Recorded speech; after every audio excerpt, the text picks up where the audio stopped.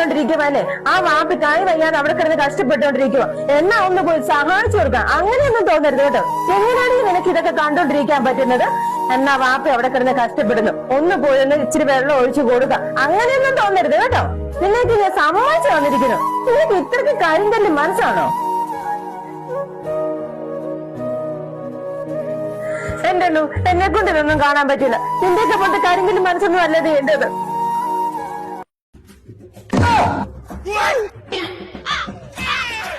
നീ എന്നെ കണ്ണുകൊണ്ട് ഇതൊന്നും കാണണ്ടായോ? എങ്ങനെയാണ് ഈ കൈവയ്യാതെ കിടന്ന് കഷ്ടപ്പെടുന്ന കണ്ടുകൊണ്ടിരിക്കാൻ പറ്റുന്നത്? നമുക്ക് അത്രയ്ക്കുള്ള കരിങ്കല്ല് മനസ്സൊന്നും ഇല്ലേ?